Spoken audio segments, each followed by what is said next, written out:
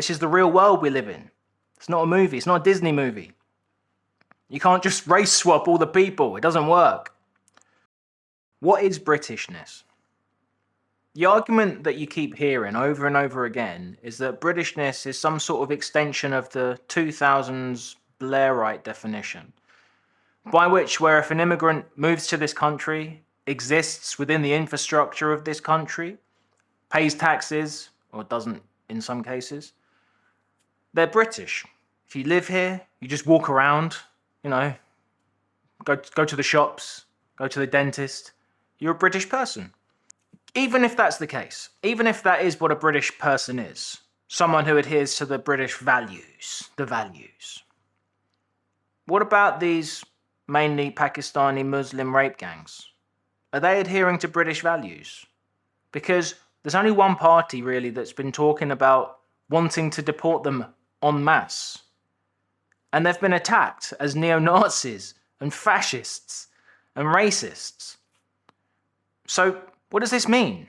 Does this mean that every party apart from Restore Britain that isn't even technically a party yet, because it hasn't registered with the Electoral Commission as far as I know, does that mean that every one of these parties is way to the left of Tony Blair on immigration? How does this make sense? The Tories have been positioning themselves 1 inch to the right of Labour for such a long time. Did they ever stop to look around and just think, where the fuck are we? What is this landscape? I'm to the left of Tony Blair on immigration. Did anyone stop to think, is this where the voters need me to be, or want me to be? Let's consider for a second the historical stereotype of what Britishness is. What do you all think of? Like village garden, greens, people playing cricket on a Sunday morning, the red phone box, a bobby on the beat, people respecting each other, stiff upper lippedness, going to work, owning a piece of England, your castle. Are any of these images and descriptions synonymous with importing foreigners into these entire communities that are now completely inhabited by foreigners with white people as a minority? And not only that, but having them enact and cover up mass racially motivated rape of white British children. Are these British values? If not, why isn't everyone for getting rid of them? These people shouldn't be here. They shouldn't be acting like this. Being here in this country, in our country, is a privilege. And when you behave like that, the death penalty should be being talked about as one possible option. I think leaving, going back to the nation of origin, is the absolute least that should happen. That's a logical argument. It's a reasonable logical argument that any nation state that wants to preserve its existence should make for itself. And the people that should be making that argument are the ones at the top of government who've been elected there by the people of the country. And now the balance that we're supposed to have, where we have left and right, traditionally it's like the caring people on the left that just want everyone to be nice and kind to each other, and they've got their head in the clouds or up their arse and they don't realise the realities of the situation. We don't live in a fairy tale. You have to be hard and cold and calculated sometimes. This is the real world we live in. It's not a movie. It's not a Disney movie. You can't just race swap all the people. It doesn't work. It doesn't work in real life.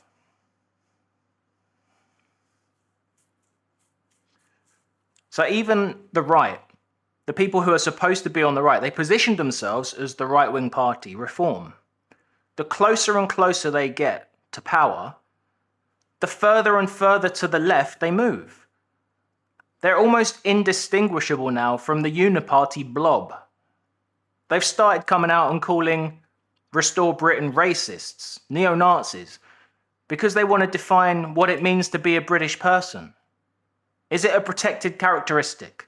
Can anyone just call themselves British, even if they have no ties, no historic or family or cultural or ethnic ties, no heritage in Britain at all? Or is it something that actually exists as a tangible fact that you can identify? Well, apparently, according to a lot of reform commentators and supporters, they've completely done a 180 on this. And now, Britishness, what even is it? I don't even know. You got Alex Phillips at Talk TV. She doesn't even know if her sister-in-law's British anymore, which is a funny example to bring up, because to bring it up, she must know that her sister-in-law isn't actually British. Otherwise, why would she say it?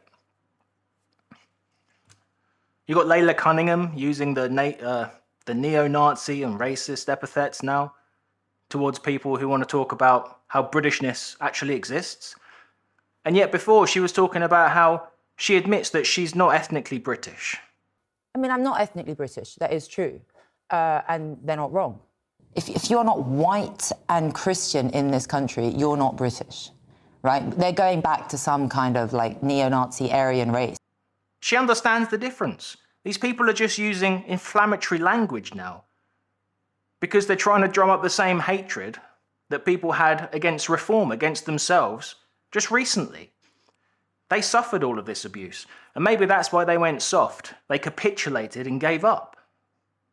They've appointed, put in their shadow cabinet, a Muslim Home Office minister, Zia Yusuf. Another one. I saw the Lotus Eaters saying that it was, about 7 of the last 8 or 6 of the last 7 have been of foreign extraction. The only exception being Yvette Cooper, who might as well be of foreign extraction when you look at her policies. They've even started to conflate reform. They've even started to conflate what people want to define as British, as a protected characteristic, with deportation policy. As if you're not British, you have to leave. That never for once has been what Rupert Lowe or anyone else associated with Restore Britain in any official capacity has said. I haven't seen that anywhere.